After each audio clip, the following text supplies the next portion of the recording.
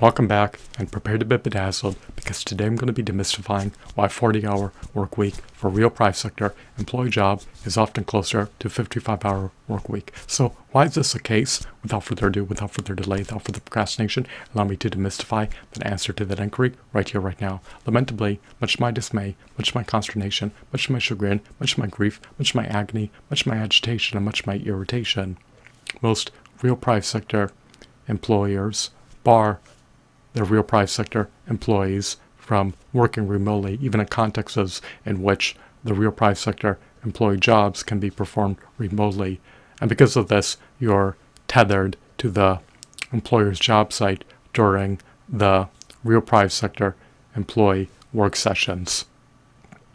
When you commute to and from an employer's distant job site, this amplifies each and every real private sector employee work session. So if you expend 2 hours during a round-trip commute each and every workday, this could amplify what otherwise would be a 40-hour work week to at least a 50-hour work week. And in addition to that, you're not only hemorrhaging fuel, but you're also accruing wear and tear on your vehicle. Vehicle replacement costs can be enormous. Furthermore, most real private sector employers mandate their real private sector employees to acquiesce to taking a half an hour to hour unpaid lunch break. When you're relegated to the employer's job site amid the duration of the unpaid lunch break, you're unable to access your computer, and you wind up needlessly squandering more time.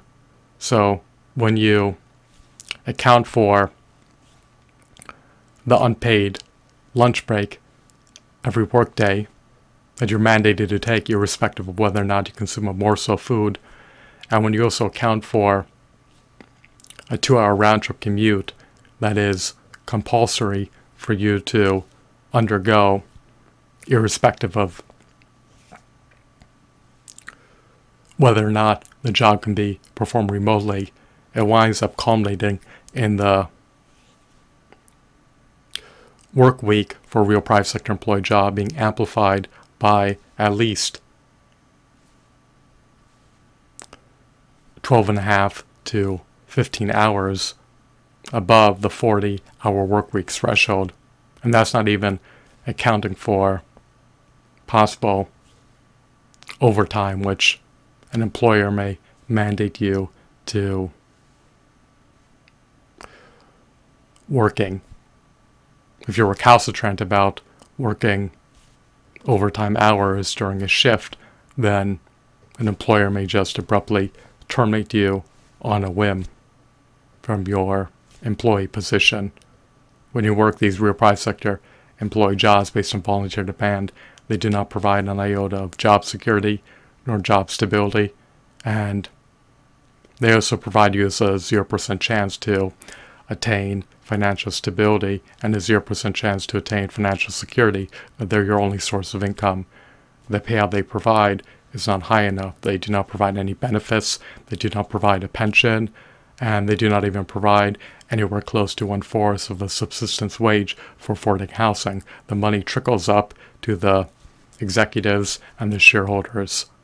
So most real private sector jobs based on voluntary demand are not only unfulfilling, meaningless, harrowing, distressful, brutally wretched, and ineffably agonizing jobs, but they're also dead-end minimum wage jobs that